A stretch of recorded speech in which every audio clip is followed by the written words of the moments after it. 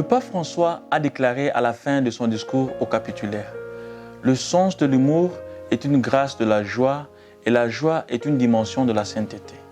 En ces derniers jours du Triduum, nous méditerons sur le don de la joie dans notre vocation missionnaire. Mais le Père Claret était-il un homme joyeux ou plutôt était-il caractérisé par la pratique d'un fort ascétisme qui le faisait paraître sombre? Un témoin de sa jeunesse a exprimé: dans l'usine de Barcelone, il les amusait beaucoup, sans jamais prononcer des mots offensants. Mais laissons-lui le soin de nous répondre. Dans son autobiographie évoquant son enfance, il déclare: il était toujours heureux, gai et en paix avec tout le monde. Et à l'âge adulte, il déclare que tout en évitant toute expression excessive ou superficielle de la plaisanterie, il a toujours fait preuve de joie, de douceur et d'amabilité.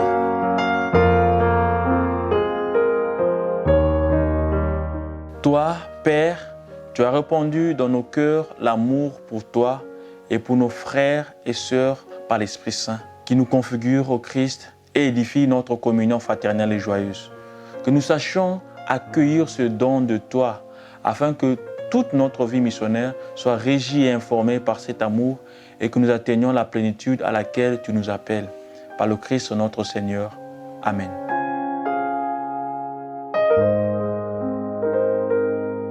La lettre de Saint Paul, apôtre aux Philippiens.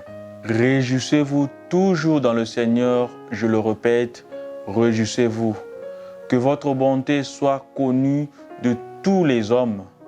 Le Seigneur est proche, ne vous inquiétez de rien, mais en toute chose, par la prière et la supplication, avec des actions de grâce, faites connaître vos demandes à Dieu. Et la paix de Dieu, qui surpasse toute intelligence, gardera vos cœurs et vos esprits dans le Christ Jésus.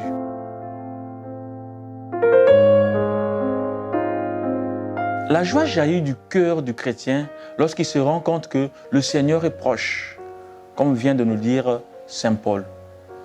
Prions avec le psaume 16 pour que nos cœurs soient toujours joyeux, car Dieu est le seul trésor qui nous comble et que nous partageons avec les autres. Protège-moi, ô Dieu, car je me réfugie en toi. Je dis, Seigneur, mon Maître, tu es mon bien, il n'y a personne au-dessus de vous. Tu me rempliras de joie en ta présence, de la joie éternelle à ta droite.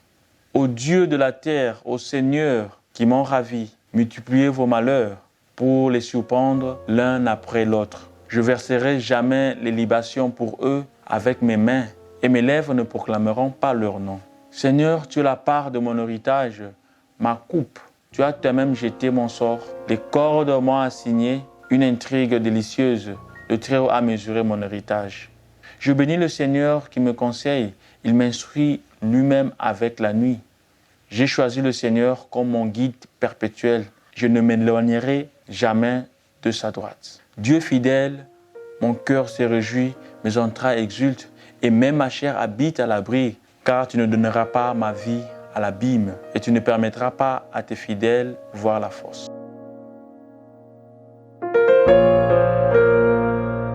C'est ainsi que notre maison a fait l'admiration de tous les étrangers qui en ont été témoins. Je dis cela parce que j'avais donné des ordres pour que tous les prêtres étrangers qui venaient dans la ville séjournent dans mon palais, que je sois là ou non, et aussi longtemps qu'ils le souhaitaient. Ils ne pouvaient s'empêcher de remarquer que notre maison était comme une ruche où les uns sortaient et les autres entraient, selon les dispositions que je leur donnais. Et tout le monde était toujours heureux et joyeux. De sorte que les étrangers étaient stupéfaits de ce qu'ils voyaient et louaient Dieu. Je me suis parfois demandé comment il était possible que tant de paix, tant de joie, tant d'harmonie règnent chez tant de personnes et pendant si longtemps.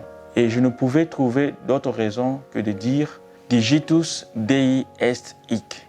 C'est une grâce singulière que Dieu nous dispense par sa bonté et sa miséricorde infinie.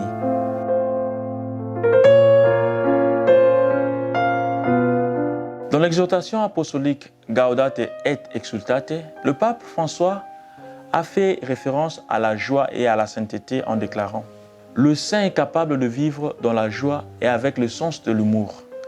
sans perdre le réalisme, il éclaire les autres avec un esprit positif et plein d'espoir. Être chrétien, c'est la joie de l'Esprit Saint. Romains 14, 17. Si nous permettons au Seigneur de nous faire sortir de notre coquille et de changer notre vie, alors que nous pouvons réaliser ce que Saint Paul nous a dit, réjouissez-vous toujours dans le Seigneur, je vous le répète, réjouissez-vous. Toute vie chrétienne authentique est la conséquence de l'accueil de la bonne nouvelle qui réjouit le cœur, transforme la vie et fait de nous ses témoins. Claret était un mystique en action, c'est-à-dire un homme qui vivait avec joie la conscience de se savoir habité par l'Esprit, qui le poussait à évangéliser. Pendant son séjour à Madrid, il écrit « Je me propose de me maintenir toujours dans la même humeur et le même équilibre, ne me laissant jamais dominer par la colère, l'impatience, la tristesse, ni par trop de joie. » Autobiographie 650.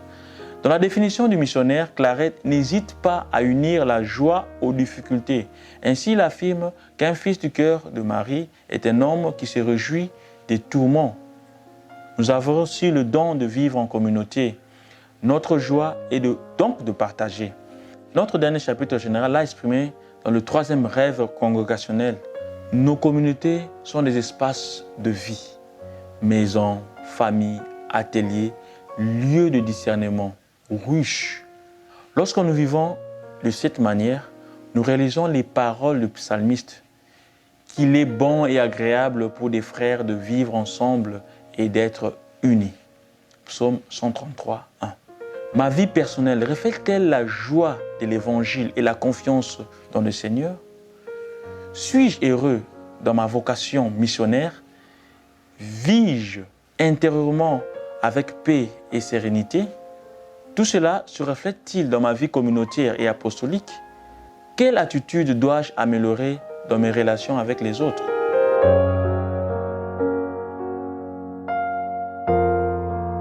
Crions, frères et sœurs, vers Dieu, notre Père, qui nous appelle à être un dans le Christ et entre nous.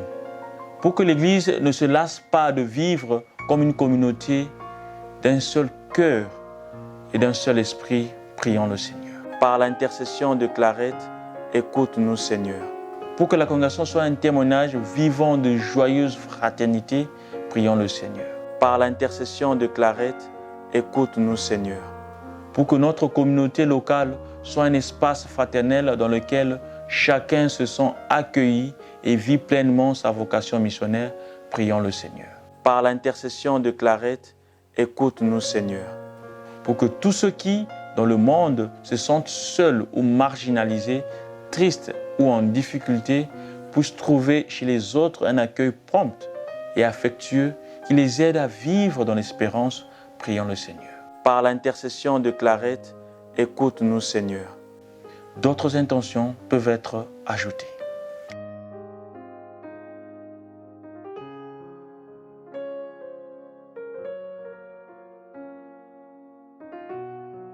Pour nos frères et sœurs défunts, afin que, après une vie missionnaire dévouée, ils puissent jouir de la pleine joie de leur rencontre avec Dieu, prions le Seigneur. Par l'intercession de Claret, écoute-nous, Seigneur.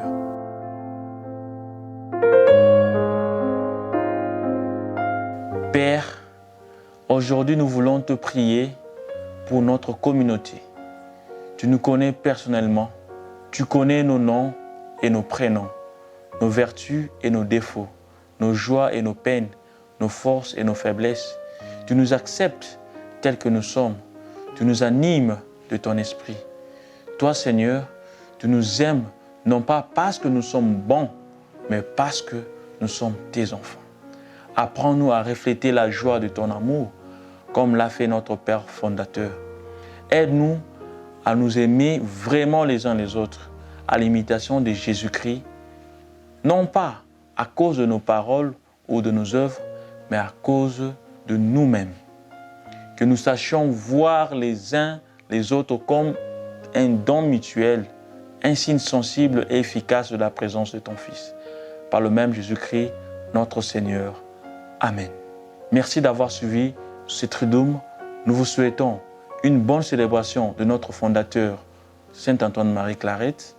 Que l'esprit de Claret nous guide toujours à être enracinés dans le Christ et audacieux pour proclamer la bonne nouvelle dans la joie.